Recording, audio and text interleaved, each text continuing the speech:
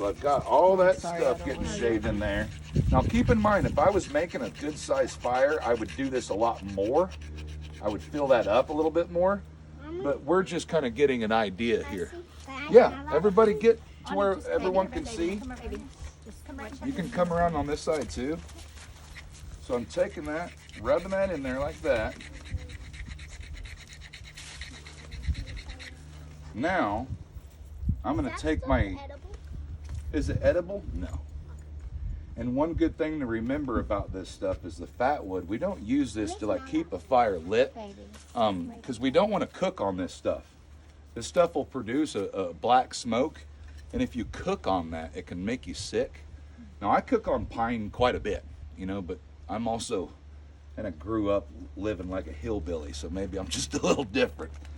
But I want to warn you guys, we don't want to cook on that. You know, that's when we'd want to switch back over to some oak wood. Now I'm going to use the blade of my knife. Now see how I'm sitting there using my thumb, and I'm pushing it, and I'm slicing that across to be safe. Now if I'm sitting there, like for example, if I'm sitting down and I'm cutting, this is what feels right. This is what feels comfortable, right? Yeah. It's very stupid.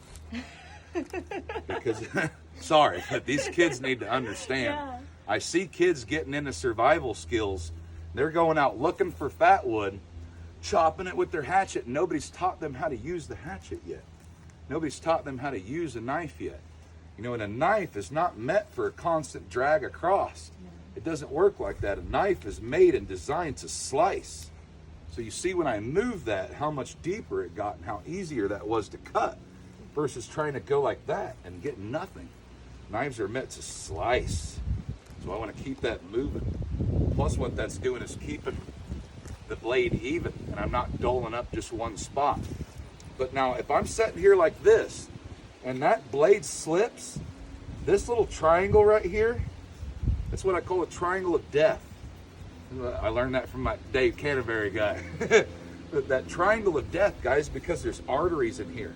Now, if I'm all out in the woods by myself in a survival situation, and I'm making a tool, and I'm cutting it like this, and my knife slips, it's gonna really hurt. It's gonna be damaging. So I get out of that triangle of death. I'm right-handed, so I'm gonna go over here. See that?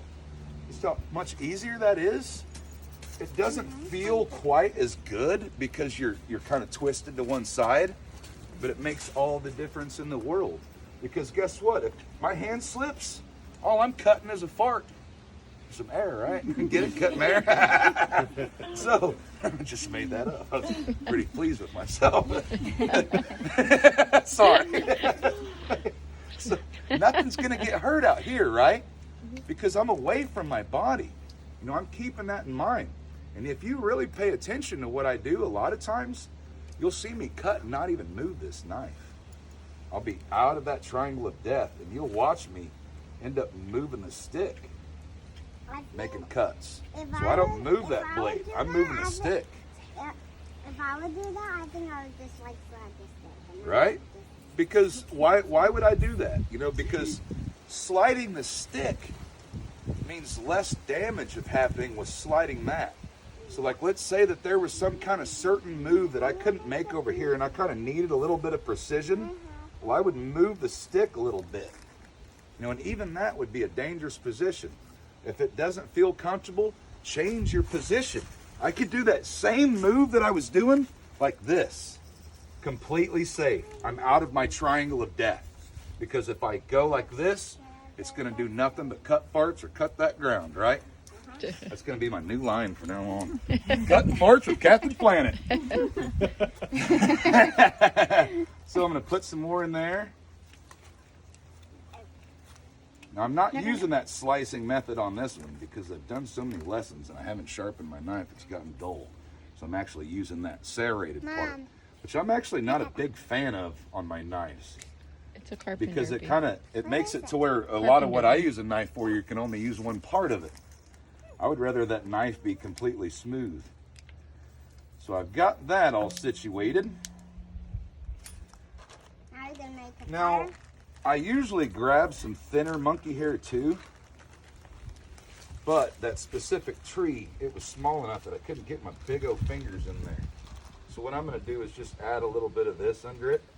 So usually this finer monkey hair is in that small little triangle that I'll show you on the cabbage palm. Yeah, it's just dried out monkey hair. Like here. Yep. That'd be really good. So I'm going to put that down, put my little flakes back.